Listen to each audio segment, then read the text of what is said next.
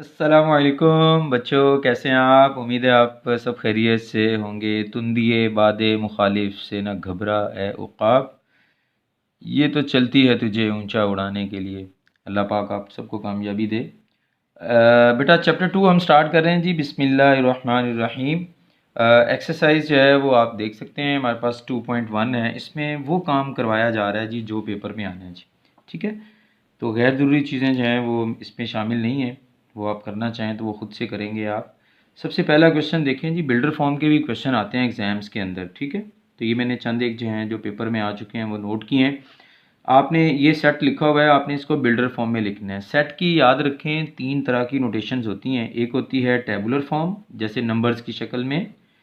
फिर ये होती है builder form, set builder notation भी कहते हैं। इसमें वेरिएबल, सिंबल्स और नंबर सारे यूज़ होते हैं जी। ठीक है, वेरिएबल भी यूज़ हो रहा है, सिंबल्स भी यूज़ हो रहे हैं, इसको बिल्डर नोटेशन कहते हैं। और अगर सेट को हम इस तरह अल्फाज की शक्ल में लिखें तो ये डेस्क्रिप्टिव फॉर्म होती है जी। बहरहाल ये साइड पे जो है बेटा सारे स्टैंडर्ड सेट्स लिखे हुए हैं, ये आपको ज़बानी पता होने चाहिए। इसके बगैर ये मैथ में मुख्तलिफ़ जगहों पे आपको काम आएंगे, यानी इनको याद करना, इनको समझना बहुत ज़रूरी है जी। तो ये सेट ऑफ नेचुरल नंबर्स है, सेट ऑफ होल नंबर्स, इसमें ज़ीरो का फ़र्क होता है। सेट ऑफ ऑड नंबर्स, इसमें ज़ीरो शामिल नहीं होता, याद रखिएगा। ठीक है, तो ऑड नंबर्स पॉजिटिव भी होते हैं, नेगेटिव भी होते हैं जी। इवन नंबर में ज़ीरो शामिल होता है और इसमें पॉजिटिव नेगेटिव दोनों हैं। अगर आप इन दोनों को मिला लें ना, ई और ओ को, तो ये सेट ऑफ इंटीजर्स बन जाएगा। ये देखें इधर, इसको यूँ भी लिख सकते हैं आप। तो O union E, odd numbers union even number, तो सेट ऑफ इंटीजर्स बन जाता है जी। ये हैं रैशनल नंबर्स। रैशनल नंबर ऐसे वो तमाम नंबर जिनको आप फ्रैक्शन की शक्ल में लिख सकें, बल्कि ये कहना ज़्यादा बेहतर होगा इंटीजर ओवर इंटीजर की शक्ल में लिख सकें, क्योंकि ये पी और क्यू दोनों जी से बिलोंग करते हैं। यानी ऊपर भी इंटीजर हो नीचे भी इंटीजर हो तो वो रैशनल नंबर होता है, लेकिन नीचे ज़ीरो नहीं होना चाहिए, ये कंडीशन लगी हुई है। इसी तरह ऐसे तमाम नंबर जो फ्रैक्शन फॉर्म में नहीं लिखे जा सकते, डेसिमल वैल्यू तो वो होते हैं लेकिन वो डेसिमल वैल्यू फ्रैक्शन से नहीं आई होती। ठीक है, तो उनको हम इर्रेशनल कहते हैं। वो फ्रैक्शनल वैल्यू फिर कहाँ से आती है जी? वो फ्रैक्शनल वैल्यू याद रखिएगा स्क्वायर रूट से आती है। जैसे अंडर रूट 3 है ना, तो आप इसका डेसिमल आंसर तो लिख सकते हैं लेकिन इसको फ्रैक्शन में नहीं लिख सकते। यानी ये डेसिमल वैल्यू जो है, इसकी जो डेसिमल वैल्यू होगी वो किसी फ्रैक्शन से तो नहीं आई, इसलिए ये इर्रेशनल नंबर ये कहलाएगा।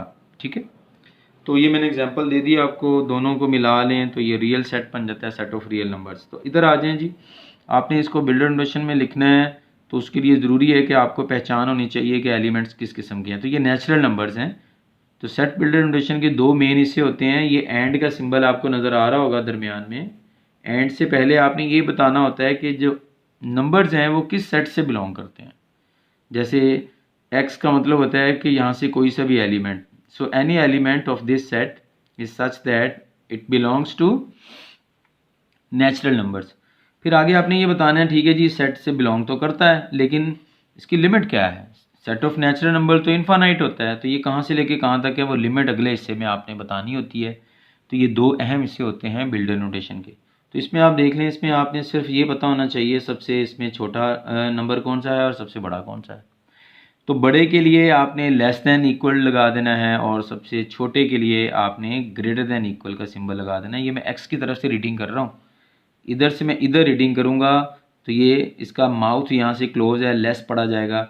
अगर एक्स से मैं 1 की तरफ रीडिंग करूँगा, इसका माउथ जो है ये ओपन है इस सिंबल का, तो ये ग्रेटर का सिंबल पड़ा जाएगा। ठीक, तो ये है इसकी सेट बिल्डर नोटेशन। मुझे उम्मीद है आपको समझ आ गई होगी। इसी तरह ये नंबर्स देखें, ये इंटीजर्स लग रहे हैं मुझे, नेगेटिव इंटीजर्स, 12 इंटीजर्स ही हैं ये। इसमें सबसे छोटा नंबर 0 है और सबसे छोटा नंबर इसमें -500 है और सबसे बड़ा नंबर इसमें 0 है।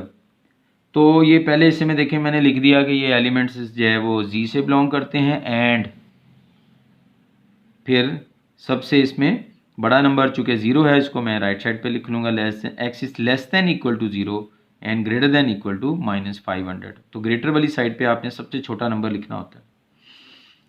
अब ये भी इस अंदाज में भी सेट होते हैं जी, ये आपने इसको, इसकी ज़ाहिरी बात है टेबुलर फॉर्म तो नहीं है इसकी, आप सिर्फ डिस्क्रिप्टिव वर्ड्स में आप इसको बयान कर सकते हैं। तो ये वो हमारे मंथ्स हैं, नेम ऑफ मंथ्स, लेकिन ये वो हैं स्पेशल जो जे से स्टार्ट होते हैं। तो इसको सिंपल आप यूँ ही लिख देंगे, set of name of months with starting alphabet J. इसी तरह ये क्वेश्चन है, ये देखें डिस्क्रिप्टिव फॉर्म में दिया हुआ है सेट, ठीक है, लेकिन आपने इसको बिल्डर नोटेशन में लिखना है। तो ये लिखा गया हुआ है, ये देखें जी, इंटीजर्स हैं सारे के सारे बिटवीन -100 एंड +1000। तो सबसे बड़ा नंबर जाहिर बात है ये है और सबसे छोटा ये है, लेकिन उसने बिटवीन का बोला है तो बिटवीन में ये दोनों शामिल नहीं होंगे फिर, ठीक है, ये ज़रा ज़हन में रखना है। तो आपने इक्वल नहीं लगाना है यहाँ पे, इन चीज़ों को, छोटी छोटी बातों का आपने ख्याल रखना है। ये चीज़ें आप वैसे 8th क्लास से पढ़ते आ रहे हैं बहरहाल। तो इंटीजर्स तो हैं सेट में, एंड एक्स जो है वो 1000 से लेस है, ठीक है जी, less than 1000 and greater than -100। Equal नहीं लिखना बिटवीन की वजह से। इसी तरह बच्चों ये देखें, ये हमारे पास एक क्वेश्चन है। अब बिल्डर नोटेशन दी हुई है, आपने टेबुलर फॉर्म लिखनी है। तो सबसे पहले देखें कि सेट के एलिमेंट्स किस तरह के हैं, नेचुरल नंबर्स हैं। फिर आपने देखना है कहाँ से लेके कहाँ तक हैं। तो ये देखें वो कह रहा है कि 10 एंड लेस देन 10। तो 10 से लेस जितने भी नेचुरल नंबर हैं उनको आपने लिख देना है। इसी तरह आपने इसको वर्ड्स में लिख दिया, set of first 10 natural numbers. इस क्वेश्चन को देखें, इंटीजर्स हैं, कहाँ से कहाँ तक हैं वो उसने बता दिया आपको। 5 से लेस में ज़ाहिर बात है फिर 4 आएगा, और -5 से ग्रेटर में -4 आ जाएगा। तो 4 और -4 से सारे आपने लिख देने हैं। वर्ड्स में भी आपने इस तरह इसको लिख देना। ये देखें ऑड नंबर्स हैं, 7 and less than 7, 5 and greater then 5। भाई 5 से बड़ा ऑड नंबर तो होता ही 7 है, तो इक्वलिटी की वजह से 5 और 7 इसमें आ जाएंगे और इसके दरमियान तो कोई भी नहीं है, ठीक है। तो set of odd numbers between 3 and 9। Words में लिखना चाहें तो यूँ लिख सकते हैं आप इसको लिखने का और भी तरीका है, set with odd numbers 5 and 7, यूँ भी लिख सकते हैं आप इसको।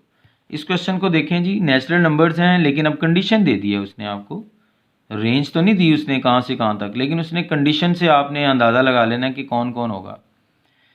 तो आप मुझे ये बताएं कौन सा एक ऐसा नेचुरल नंबर है जिसमें 4 ऐड किया जाए 0 आ जाए। तो वो तो कोई भी नहीं है, क्योंकि यहाँ तो -4 आएगा तो तभी 0 आएगा। तो x की जगह -4 तो नहीं हो सकता, x तो नेचुरल नंबर है, लिहाजा ऐसा कोई भी नेचुरल नंबर नहीं है। नेचुरल नंबर सारे पॉजिटिव होते हैं, हमेशा याद रखिएगा। तो इस वजह से इसको आपको एम्प्टी लिखना पड़ेगा।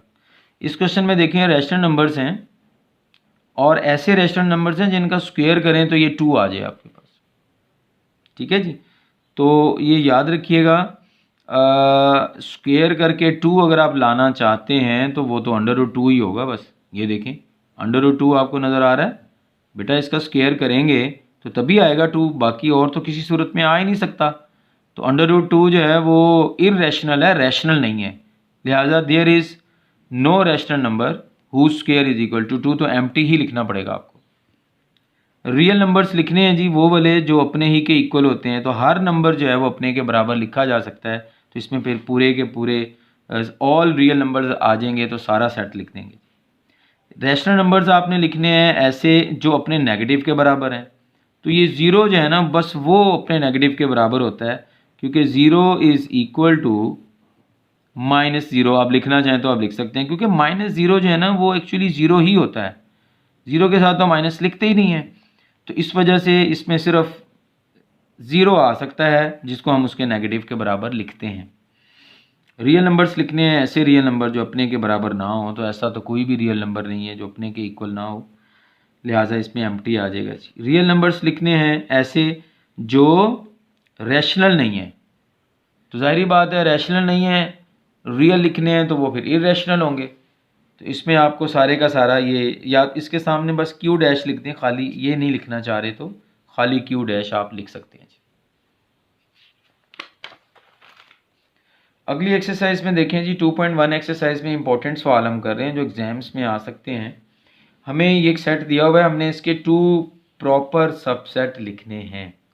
तो पहले हमें ये पता होना चाहिए सबसेट होते क्या हैं। तो इसके लिए मैं आपको ये हमारे पास एक सेट है, आप देख सकते हैं इसमें ना 2 एलिमेंट्स हैं हमारे पास। इसके हमने ऑल पॉसिबल सबसेट्स लिखने हैं जी, ठीक है। तो याद रखें किसी भी इस सेट के जब हम सबसेट लिखना शुरू करते हैं तो सबसे पहले एम्प्टी सेट लिखते हैं, फिर उसके बाद सिंगल एलिमेंट का सेट, सिंगल एलिमेंट का सेट, और उसके बाद फिर 2 एलिमेंट्स का सेट। आगे तो भी चलेगा ही नहीं है। तो इसके हमने टोटल जो है वो 4 जो है वो सबसेट लिख लिए हैं।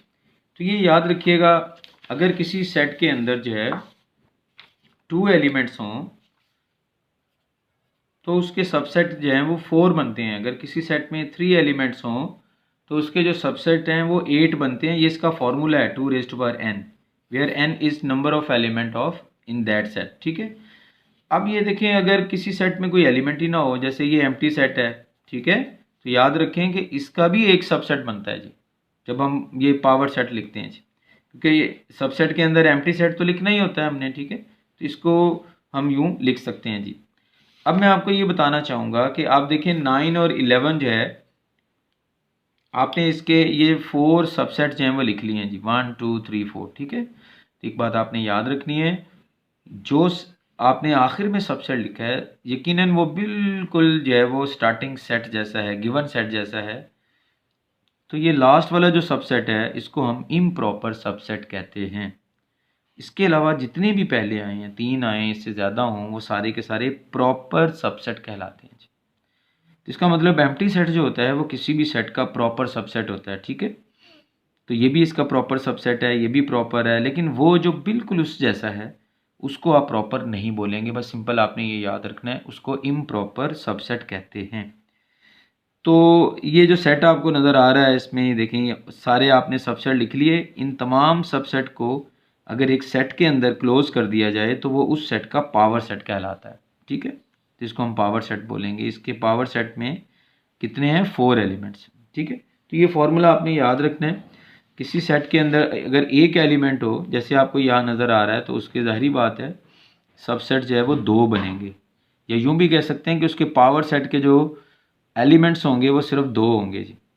और किसी सेट में अगर कोई भी एलिमेंट नहीं है यानी एम्प्टी है, तो उसका भी जो है वो एक सबसेट लिखा जा सकता है। ये आपने याद रखना है। ठीक है, तो बच्चों यहाँ पे आप आ जाएं, हमें असल में ये सेट दिया हुआ है, जाहिर बात है इसमें 3 एलिमेंट्स हैं, तो हमने इसके कोई से एनी 2 प्रॉपर सबसेट लिखने हैं। याद रखें, किसी सेट के प्रॉपर सबसेट लिखने हैं ना आपने, तो उसमें एम्प्टी सेट को भी लिखा जा सकता है। अगर आप लिखेंगे तो गलत नहीं होगा, वो लिखना है तो वो लिख लें।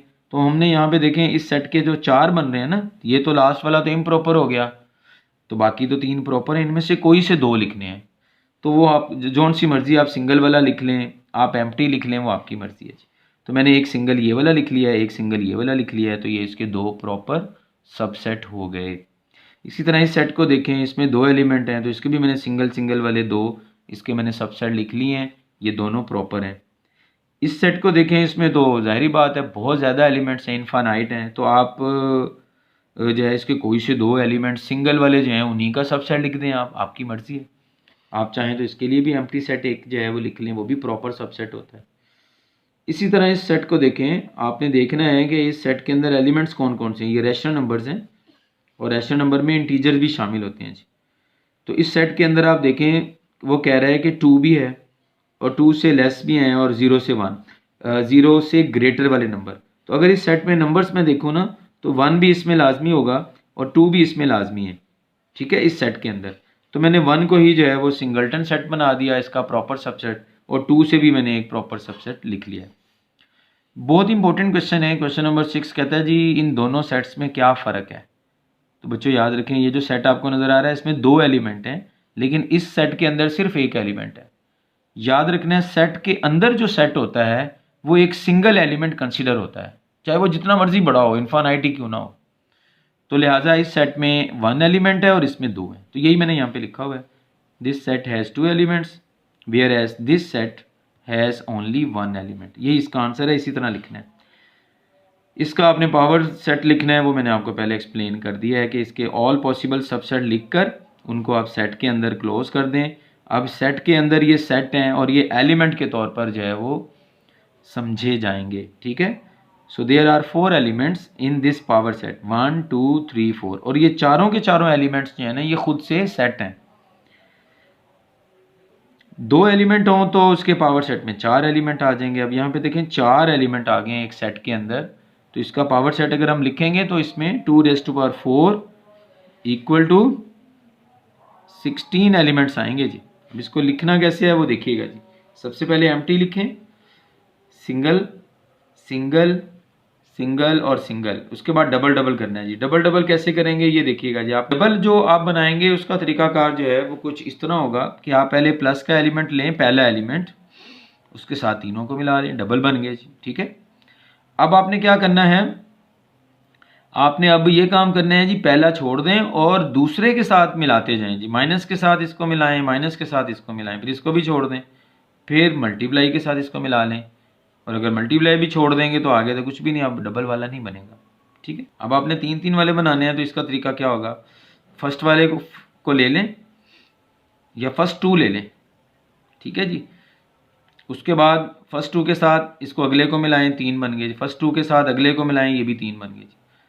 ये सारे मुकम्मल हो गए। अब आपने क्या करना है, फर्स्ट के साथ सेकंड को छोड़ दें, थर्ड को मिला के आगे चलना है आपने, फिर सेकंड को इसको भी छोड़ के इसके साथ तीसरा मिला के आगे चलना चाहेंगे तो तीन वाला आगे वो कोई और है ही नहीं, वो बनेगा ही नहीं आपसे। ठीक है, तो ये इसका पैटर्न होता है, तरीकाकार है। फिर प्लस वाले के साथ ऑल पॉसिबल हो गया। अब आप प्लस वाले को छोड़ ही दें, आप माइनस के साथ जब आप आगे चलेंगे तो एक ही ट्रिपलेट है, एक ही बनेगा, इससे ज़्यादा नहीं बनेंगे। तो टोटल चार बने हैं यहाँ पे, 1 2 3 और ये 4, ये आपके सामने है जी। 1 2 और 3 बने हैं जी। और लास्ट में जो है वो 4 वाला जो है वो इम्प्रॉपर, ये आपके सामने आ गया जी। तो इसको छोड़कर बाकी इसके सारे 15 जो हैं वो 15 जो सबसेट्स हैं वो प्रॉपर हैं, और ये लास्ट वाला जो है वो इम्प्रॉपर है। इन सब का एक सेट बना देंगे तो पावर सेट बन जाएगा आपके पास। क्वेश्चन नंबर 9 है जी, ये सेट हमें दिया हुआ है जी। इस सेट के अंदर एक एलिमेंट है, याद रखिएगा। एम्प्टी सेट अगर किसी सेट के अंदर हो तो वो एक एलिमेंट शुमार होता है, इसके आपने पावर सेट लिखना है। तो किसी भी सेट का पावर सेट सबसे पहले एम्प्टी सेट लिखते हैं, ये एम्प्टी सेट का सिंबल है। फिर उसके अंदर ये इसमें एक एलिमेंट है, मैं पहले भी मैंने आपको बोला है ये सिंगल एलिमेंट इसके अंदर मौजूद है। पहले आपने एम्प्टी सेट लिखना है, फिर वो सिंगल एलिमेंट का सेट लिखना है, इससे आगे नहीं जा सकते, ये दो ही हैं इसके सबसेट, तो इनके लिए ये ब्रैकेट्स लगा दें तो ये पावर सेट बन जाएगा जी। इसी तरह इसको देखिएगा जी, इस सेट में दो एलिमेंट हैं, एक ये है और एक ये है। पहले एम्प्टी हो गया, पहले एलिमेंट का सेट, दूसरे एलिमेंट का सेट, ये देखें एलिमेंट यहां तक हो गया और सेट के लिए ब्रैकेट लगा दी। फिर दोनों एलिमेंट्स का सेट, ये सारे मैंने चार इसके ऑल पॉसिबल लिख लिए, और इन चारों के लिए अब ये पावर सेट की ब्रैकेट ये वाली और ये वाली मैंने लगा दी है, तो ये पावर सेट बन गया जी। ठीक है, मुझे उम्मीद है आपको ये चीज़ समझ में आ गई होगी।